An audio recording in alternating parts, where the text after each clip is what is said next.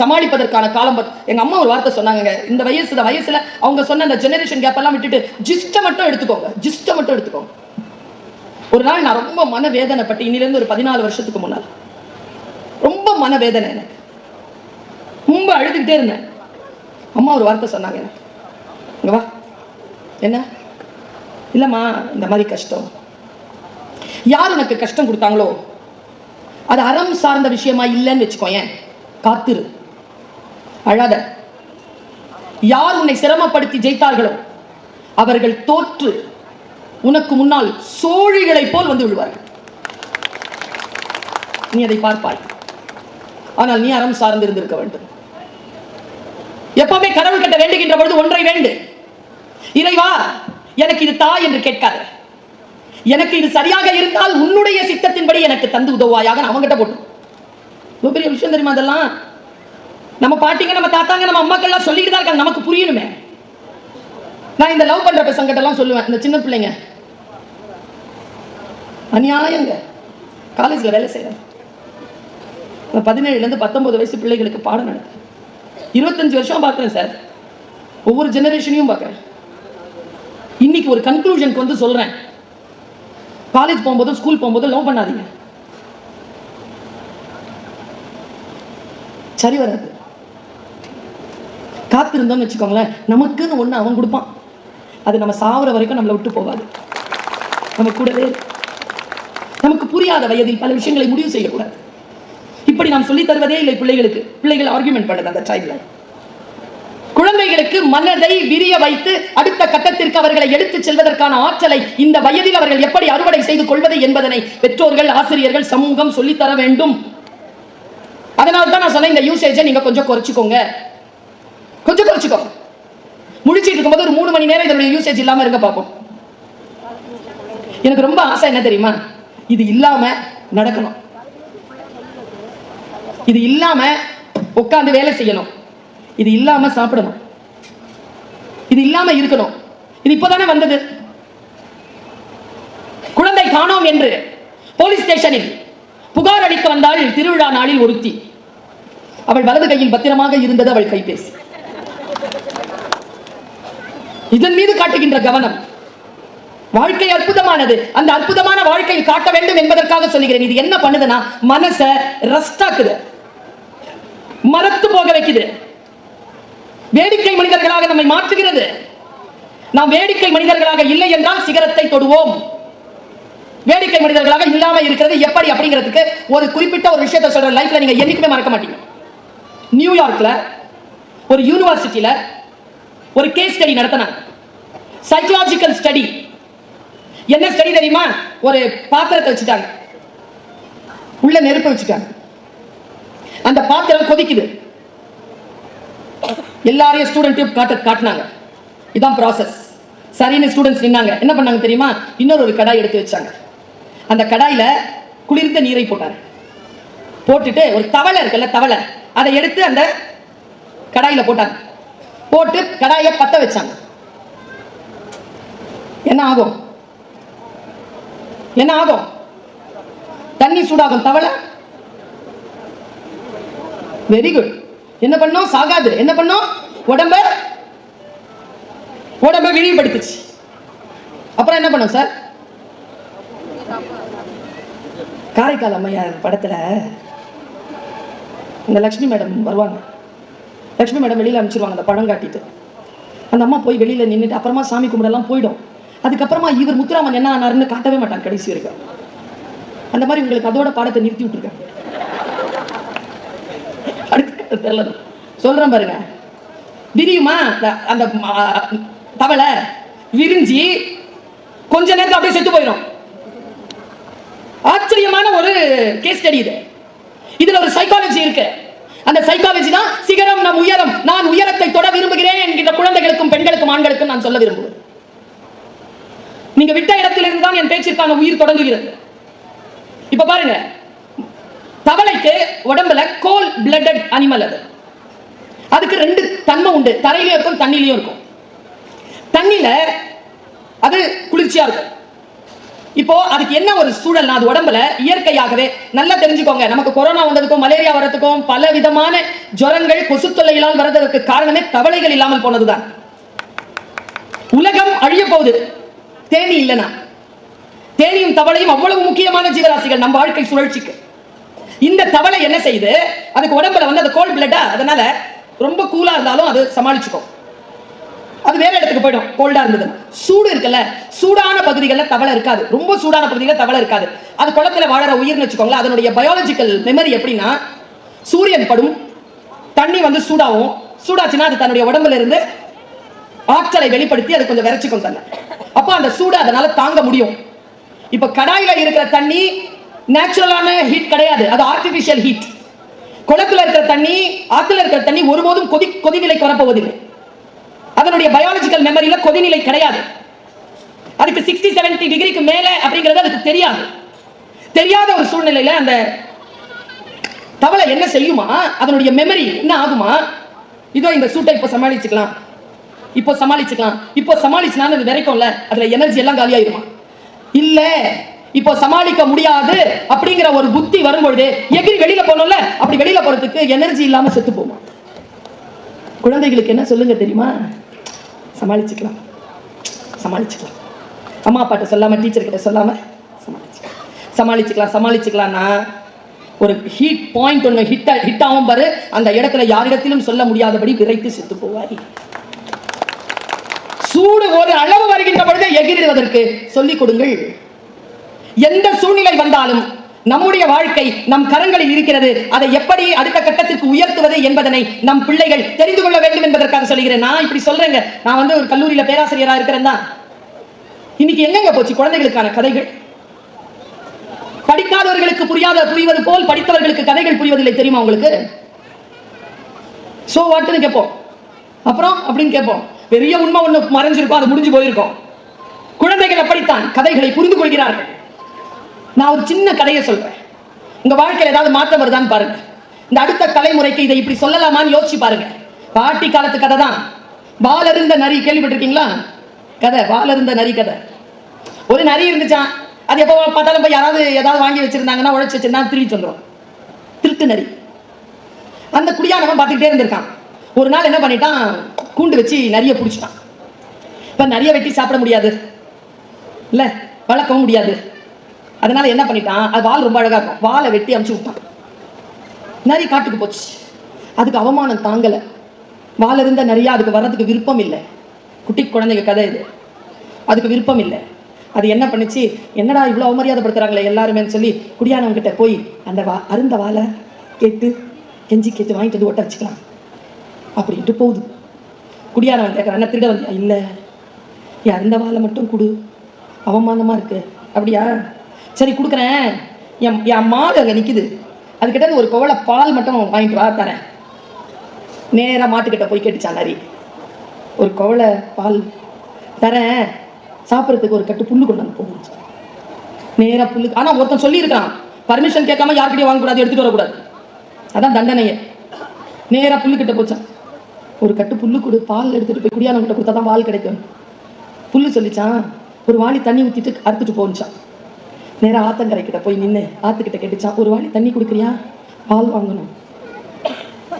என் கரை மண்ணு அரிச்சிருக்கு, ஒரு மூட்டை மண்ணு கொண்டாந்து போட்டுட்டு தண்ணி எடுத்துட்டு போச்சான். நேராக போய் வயல்ல ஒரு மூட்டை கொஞ்சம் மண்ணு கொடு, நான் போய் அங்கே என் பால் வாங்கணும், கொடுத்துட்றேன். மண்ணு சொல்லிச்சான்.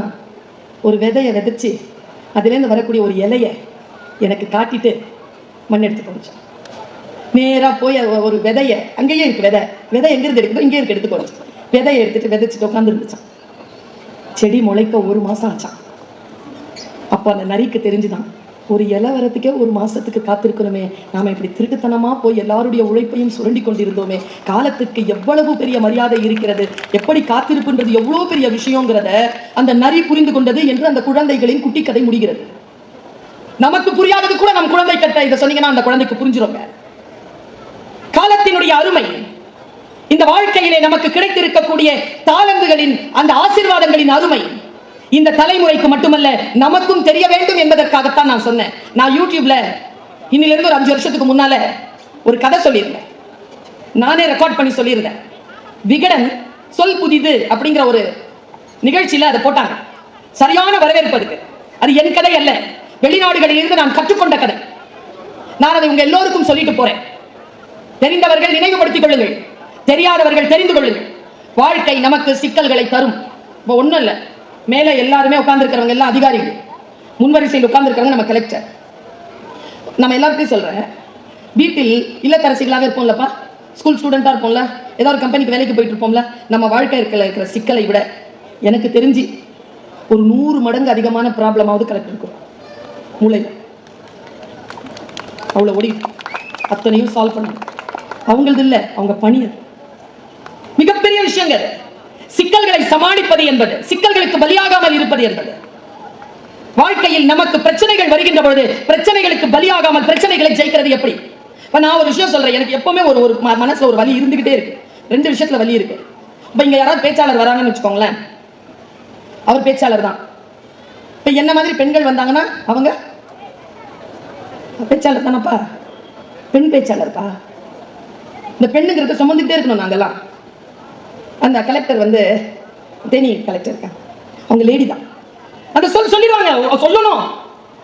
ஜெண்டர் சொல்லாம அவங்களால இருக்கவே முடியாது. சுமக்கிறது இருக்குல்ல. இன்னொரு விஷயம் சொல்றேன், ஒரு ஆண் ஒரு இடத்திலிருந்து பெயர்ந்து வந்து, புலம் பெயர்ந்து வந்து ஒரு நிகழ்ச்சியில் பேசுவதோ பாடுவதோ ஆடுவதோ வேறு. ஒரு பெண் ஒரு இடத்திலிருந்து பெயர்ந்து வந்து பேசுறதுங்கிறது வேற. எல்லாத்திலும் அவளுக்கான சுமைகள் கூடிக்கொண்டே இருக்கு. அந்த சுமைகளுக்கு நடுவிலே தான் அவள் பல விஷயங்களை செய்து கொண்டிருக்கிறாள். 4 நாளைக்கு முன்னால தினத்தந்தி பத்திரிகையில ஒரு செய்தி, செலினா ஜோன்ஸ் ஒரு அம்மா 1988 வேலைக்கு போயிருக்கு, நர்ஸா, ராணுவத்துல சேர்ந்த 3 மாசத்துல கல்யாணம். கல்யாண பத்திரிகை பிரிகேடியர் கிட்ட காட்டி இருக்கு. கல்யாண பத்திரிகை வாங்கிட்டு போன்னு சொல்லிட்டு பின்னாலே டெர்மினேஷன் ஆர்டர் அனுப்பிச்சிட்டாரு. ராணுவத்துல நர்ஸுங்க எல்லாம் கல்யாணம் பண்ணி கூடாது, கல்யாணம் பண்ண வேலை கிடையாது. அந்த மாதிரி என்ன பண்ணுச்சு தெரியுமா? அப்பவே கேஸ் போட்டுச்சு. எப்போ? 1988. கேஸ்கான ரிசல்ட் எப்போ வந்துச்சு தெரியுமா? தீர்ப்பு 2024. 36 வருஷம். என்ன தீர்ப்பு தெரியுமா? ஒரு பெண்ணின் வேலைக்கும் அவள் செய்து கொள்ளும் திருமணத்திற்கும் தொடர்பில்லை. 36 வருஷம் வேலை இல்லாமல் இருந்த செலினா ஜோன்ஸ்க்கு டிஃபென்ஸ் 60 லட்சம் ரூபாயை ஒரே பேமெண்டா கொடுக்கணும்னு சுப்ரீம் கோர்ட் சொல்லிருச்சு. இப்ப ஒரு பெண் நம்ம எல்லோருக்குமான ஏதோ ஒரு விடுதலையை 36 வருடங்கள் போராடி கொடுத்திருக்கிறாளா இல்லையா? ஒரு பிரச்சனை வந்தா அந்த பிரச்சனையை எப்படி நான் சமாளிக்கிறது, அதை எப்படி அடுத்த கட்டத்துக்கு எடுத்து செல்வது? எனக்கு பிரச்சனைகள் கிடையாதா? 7:45க்குங்க எனக்கு காலேஜ் சைன் டைம். இன்னைக்கு காலையில 7:45க்கு சைன் பண்ணிட்டு காலேஜ்ல நான் வேலைக்கு போனேன். எங்க சென்னைக்கு வந்து மோடி சார் வரார், பிரதம மந்திரி. அதனால எங்க காலேஜ் 12 மணிக்கு விட்டாங்க. நான் நேரா ஏர்போர்ட்டுக்கு வந்துட்டு மதுரை வந்து இறங்கி மதுரையில இருந்து டிரைவ் பண்ணிட்டு இங்க வந்து 5:30 மணிக்கு வந்துட்டு இது உங்க முன்னால் நிற்கிறேன். இப்போ ராத்திரி திண்டுக்கல்ல இருந்து ட்ரெயின் காலைல 5:30 மணிக்கு போகும். வீட்டுக்கு போய் குளிச்சுட்டு வீட்டில் இருக்கிறவங்களுக்கு சமைச்சு வச்சுட்டு 7:45 மணிக்கு சைன் பண்ணிட்டு கிளாஸ் போய் நிற்பேன். நான் நாளைக்கு காலைல போய் நிற்பேன். நாளைக்கு சாயந்தரம் திருப்பத்தூர்ல இதே புத்தக கண்காட்சி. 2 மணிக்கு வண்டி எடுத்தேன்னா 6 மணிக்கு போயிடுவேன். போய் பேசிட்டு 8:30 மணிக்கு வண்டி எடுத்தேன்னா 12 மணிக்கு வீட்டுக்கு வந்துடுவேன். நைட்டு மீன் குழம்பு பண்ணி வச்சுட்டு தூங்கிடுவேன். காலையில் 5 மணிக்கு எந்திரிச்சு அடுத்த நாள் பேசினாலும் அதுக்கு படிப்பேன். சிக்கல்கள் இல்லையா? எனக்கு என்ற ஆசைகள் இல்லையா? இருக்கிறது. எல்லோருக்கும் பிரச்சனை இருக்கிறது. அவரவர்கள் வாழ்க்கையை எப்படி எதிர்கொள்கிறார்கள் என்பதை வைத்துத்தான் உங்களுக்கான புகழ், உங்களுக்கான பணம், உங்களுக்கான உறவு எல்லாம். குருநாதர் சொல்வார், இந்த உலகத்தில் எதை தொட்டாலும் அதற்கு ஒரு விலை உண்டு. எதை தொட்டால், பிள்ளை வேண்டுமா விலை உண்டு, மனைவி வேண்டுமா விலை உண்டு, கணவன் வேண்டுமா விலை உண்டு, இந்த இடத்துக்கு வரணுமா விலை உண்டு. நீங்கள் எதை இந்த உலகத்தில் தொட்டாலும், all things are not, you cannot calculate with money. பணம் அல்ல டேக்ல இருக்கிறது, பணம் அல்ல. நீ பே பண்ணாம எதுவும் உனக்கு கிடைக்காது. அது என்ன மாதிரியான விஷயங்கள் பே பண்றீங்கிறது உங்க கெபாசிட்டிக்கு ஏத்த மாதிரி. நீங்கள் சிகரம் தொட வேண்டும் என்றால் நீங்கள் எதை பே பண்ணணுமோ அதை பே பண்ணி ஆகணும். அது அறம் சார்ந்த விஷயமாக இருக்க வேண்டும் என்பதை மட்டும் மனதில் உறுதிப்படுத்திக் கொள்ளுங்கள். நான் இந்த விஷயம் சொல்லுவேன்ல, ஒரு ஐயா வந்து ரொம்ப ரொம்ப சோர்வா வந்தாராம் வீட்டுக்கு, வெளிநாட்டுல அமெரிக்கால. அவருக்கு ரொம்ப பிடித்தமான உணவு காஃபி, உருளைக்கிழங்கு மசியல், அவித்த முட்டை. அந்த பெண் வந்துச்சான், அவங்க wife. What is the problem அப்படின்னு கேட்டுச்சான். நத்திங் அப்படின்னு அவன் உட்காந்துட்டான். தலையை முடி மட்டும் அப்படி தடவி கொடுத்துட்டு நேராக போய் அவனுக்கு தேவையான அந்த சாப்பாடு செய்யறதுக்கு 3 பர்னர் இருக்கிற ஸ்டவ்ல, இது ரொம்ப பிடிச்சதுங்க, இது 3 பர்னர் இருக்கிற ஸ்டவ்ல 3 பாத்திரத்தை ஏற்றிருக்கு. 3 பாத்திரத்திலையும் தண்ணி ஊத்துச்சு. தண்ணி கொதிநிலைக்கு வந்திருக்கு. கொதிநிலை தான் சிக்கல். சரியா? பாத்திரம் தண்ணி எல்லாம் நம்ம வாழ்க்கை கொதிச்சிட்டு இருக்கு. இப்போ கொதிநிலையில வைரமுத்து நல்லா எழுதுவார். வைரமுத்து பத்தி நிறைய சொன்னார். கருவாச்சி காவியம்ல சொல்வார், ஒலை கொதிக்குது, என் ஒலை கொதிக்குது, கொதிக்கட்டும். ஒலை கொதிச்சாதானே சோறு வடிக்க முடியும். கொதிக்குதுங்க. 3 பர்னர்லயும் 3 பாத்திரத்திலையும் அப்படி வெப்பம், தண்ணி கொதிக்குது. அவ என்ன பண்ணா, முட்டையை எடுத்து ஒரு கொதி தண்ணியில போட்டா, உருளைக்கிழங்கு எடுத்து ஒரு கொதி தண்ணியில போட்டா, கொஞ்சம் காஃபி எடுத்துட்டு ஒரு கொதி தண்ணியில போட்டா. 3 5 நிமிஷத்துல ரெடி ஆயிடுச்சு. பாருங்க, போட்டா உடையிற முட்டை கொதி நிலையில போட்ட உடனே டட் ஆயிடுச்சு, இறுகிடுச்சு. இறுக்கமா இருக்கிற உருளைக்கிழங்கு கொதி தண்ணியில போட்ட உடனே சாஃப்ட் ஆயிடுச்சு. இந்த காஃபி இருக்குல்ல, அது கொதி தண்ணியில போட்ட உடனே தனக்குள் இருக்கின்ற மனத்தை வெளியேற்றி அந்த காஃபியின் தன்மையை மாற்றி தன்னை விடுத்து அந்த ஃப்ரேக்ரன்ஸோட சேர்ந்த தண்ணீராக தன்னை வெளிப்படுத்திக் கொண்டார். உங்க வாழ்க்கையில நீங்க காஃபி பீனா இருக்க போறீங்களா, முட்டை மாதிரி இருக்க போறீங்களா, உருளைக்கிழங்கு இருக்க போறீங்களா? சூழல் நமக்கானதுதான், சாய்ஸும் நம்மளுடையதுதான். யார் எது சொன்னாலும் அது அவர்களுக்கான சொற்கள் தானே தவிர நம் வாழ்க்கைக்குள் அது வருகின்ற பொழுது நான் அதை எப்படி எதிர்கொள்கிறேன் என்பதை வைத்துத்தான். எனக்கு நிரம்ப பிடிக்கும் Usain Bolt, the fastest man. அவன் ஜெயிக்கும் பொழுது ஒண்ணும் இல்ல, அவன் கண்ணை மட்டும் பாருங்க. ஒருத்தங்க ஜெயிக்கிறாங்கன்னா அவங்களை கூர்ந்து கவனிங்க. அவன் கண் எங்க தெரியுமா இருக்கும்? கூட ஓடுறவங்க கிட்ட இருக்காது, டைம் போர்டுல இருக்கும். ஏன்னா அவன் காம்படிஷனே இவங்க கிடையாது, டைம் போர்டு தான். 9.63 9.58 அதை மாத்தணும், அவ்வளவுதான். இலக்கை மிக நிச்சயமாக நிர்ணயித்துக் கொள்ளுங்கள். இலக்கை வைத்து ஓட வேண்டும் என்றால் வாட்ச் யுவர் ஸ்டெப்ஸ் வாட்ச் பண்ணுங்க. இலக்கை நிர்ணயித்துக் கொள்ளுங்கள். உடன் இருக்கின்றவர்களை பகைத்துக் கொள்ள வேண்டிய அவசியம் கிடையாது. எல்லோரையும் தோற்கடிக்க வேண்டும் என்ற அவசியம் கிடையாது. உங்களுடைய வெற்றியில் யாருடைய தோல்வியும் கிடையாது. நீங்க எப்படி ஜெயிக்கணும் அப்படின்னா அப்படி ஜெயிக்கணும், அப்பதான் சிகரத்தை தொட முடியும். நான் 2 உதாரணங்களை சொல்லுவேன் எப்பவுமே. ஒரு சிங்கம் யாரா ராஜா யாரா ராஜான்னு எல்லாரும் கேட்டுட்டு இருந்துச்சு. எல்லாம் நீதா ராஜா நீதா ராஜான்னு சொல்லிட்டு இருந்தாங்க. ஒரு யானை கிட்ட கேட்டுச்சு. யானைக்கு அந்த கொஸ்டின் பிடிக்கல. ஏய் கேட்கறதுல பதில் சொல்லுச்சு. ஏய் தாண்டி போச்சு ராஜா. சொல்றேன்ல யாரா இந்த காட்டுக்கு ராஜா? ஒரு முதுகு தண்டு உடஞ்சி போன உடனே கேட்டுச்சு. கேள்வி தானே கேட்டேன். ஞான சொல்லிச்சு, நானும் பதில தான் சொன்னேன். அப்படி போயிருங்க. என்ன ஒரு டீச்சர் திட்டிக்கிட்டே இருப்பாங்க, உருப்பட மாட்டேன். பிளஸ் 1 கெமிஸ்ட்ரி டீச்சர் அழகா பிடிப்பாங்களா, அப்படியே பார்த்துட்டே இருப்பாங்க. எப்படி ஜெயிக்கிறது இந்த அம்மாவை? எது செஞ்சாலும் பாராட்டவே மாட்டாங்க. ஃபர்ஸ்ட் வந்த என்னோட கையை தட்டி விட்டு செகண்ட் பிடிச்சாங்க. நல்லா ஓடுவேன் நான், கூப்பிட்டாலும் ஓடிடுவேன், பயங்கரமா ஓடுவேன் நான். என்ன துன்புறுத்திக்கிட்டே இருந்த அந்த டீச்சர் எப்படி ஜெயிச்சேன் தெரியுமா? உருப்பட மாட்டேன், நல்லா இருக்க மாட்டேன், நாசமா போயிடுவேன்னு சொல்லிக்கிட்டே இருந்தாங்கல்ல. பார்க்கும் போதெல்லாம் சொல்லுவாங்க. என்னன்னு தெரியல எனக்கு, அவங்க என்னை பார்த்தா அவங்களுக்கு ஆகல. அவங்க ரிட்டையர் ஆகிறதுக்குள்ள அந்த ஸ்கூலுக்கு சீஃப் கெஸ்டா போயிட்டு வந்துட்டேன். சிகரம் நம் உயரம், அது யார் கையிலும் இல்லை. யாருடைய சிகரத்தையும் தொட வேண்டிய அவசியம் இல்லை. நான் இப்படி சொல்கிறேன், இங்கே இருக்கக்கூடிய இளைஞர்கள் எல்லாம் நாளை நான் உங்களை சந்திக்க வேண்டும் என்று ஆசைப்படுகிறேன். எங்கே தெரியுமா? மிக உயர்ந்த இடத்தில். ஒண்ணும் இல்ல, சசிகலா மேடம் இன்னிலிருந்து 30 வருஷத்துக்கு முன்னால அவங்க எத்தனாவதுல படிக்கிறாங்க, நான் காகிதமில்லத் காலேஜ்ல படிக்கிறேன். 2 பேரும் ஒருவரை ஒருவர் என்ன அவங்க பார்த்திருக்காங்க, அவங்கள நான் பார்க்கல. இன்னைக்கு இருக்கிற பார்க்கும்போது நான் 30 வருஷத்துக்கு முன்னால அவங்க எப்படி இருந்திருப்பாங்கன்னு நினைச்சு பார்க்கிறேன். மெலிந்த தேகம், சிறிய பெண், பாட்னி ஃபர்ஸ்ட் இயர் படிச்சுட்டு வராங்க. ஒரு காம்படிஷனுக்காக காகிதமில்லத் காலேஜ் வராங்க. நான் இப்போ சேர்மன் காலேஜ்ல புர்கா போட்டு தான் இருப்பேன். நல்லா பேசுவேன், பார்த்து வியந்திருக்காங்க. நல்லா பேசுறாரு இந்த பொண்ணுன்னு. ஃபர்ஸ்ட் இயர் பொண்ணு 3rd இயர் பொண்ணை பார்த்து வியந்திருக்குது, நல்லா பேசுறாரு. அந்த 3rd இயர் பொண்ணு வந்து இறங்குறா புக் ஃபேர்ல பேசுறதுக்கு. அடிஷனல் கலெக்டரா மேடம்? டெபுட்டி கலெக்டர் ரேஞ்சில இருக்கிறவங்க வந்து என்ன ரிசீவ் பண்றாங்க. யார் நல்லா பேசுறாள் இந்த பொண்ணு சொன்னவங்க டெபுட்டி கலெக்டர். நல்லா பேசின பொண்ணு அங்க காலேஜ்ல பேசினா, இன்னைக்கு உலகத்துக்கு முன்னால் பேசுவதற்காக விமானத்தில் இருந்து வந்து இறங்குகிறார். யார் எப்பொழுது சந்திப்போம் என்று தெரியாது. உங்களையும் நான் சந்திப்பேன் ஒரு நாள். அந்த நேரத்தில் நீங்கள் உங்கள் சிகரத்தின் உச்சத்தில் நின்று கொண்டிருப்பீர்கள், நானும் என் சிம்மாசனத்தில் நின்று கொண்டிருப்பேன். 2 பேரும் சந்திக்கக்கூடிய அந்த வாய்ப்பு வர வேண்டும் என்று இறைவனை நான் வேண்டுகிறேன். சிட்டுக்குருவிதான் நான் இப்படி சொல்லிதான் என் பேச்சை நிறைவு செய்வது வழக்கம். யாரோ ஒருவர் தொட்ட சிகரத்தை தொட்டவள் இல்லை நான். என் உயரத்தின் எல்லையை தொடுவதற்கு முயற்சி செய்பவள். என்னை போலவே பேச வேண்டும் என்று பலர் விருப்பப்படுகிறார்களா? வேண்டாம், நான் தான் இந்த மாதிரி பேசிட்டு இருக்கேன்ல, நீ உன்ன மாதிரி பேசு, என்னை விட நல்லா பேசு. அப்படித்தான் வர வேண்டும். டீச்சர் தானே நான். மேலே வரலாம். சிறிய பெண்ணாக, குட்டி பொண்ணாக அந்த சிறகை விரிக்கின்ற பொழுது சிட்டுக்குருவி போலதான் இருந்தது என்னுடைய சிறகும். விரிய விரிய விரிய தெரிந்து கொண்டது, இது சிட்டுக்குருவி அல்ல, நான் ராஜாளி என்று. வானம் விரிந்திருக்கிறது, பறந்து கொண்டிருக்கிறேன். நீங்களும் உங்கள் சிறகை விரித்து பாருங்கள். உங்களிடமும் அந்த ராஜாளி ஒளிந்து கொண்டிருக்கலாம். வாருங்கள், சேர்ந்து பறப்போம். வானம் காத்திருக்கிறது. சிகரம் நம் உயரம். வாய்ப்புக்கு மகிழ்ச்சி. வணக்கம்.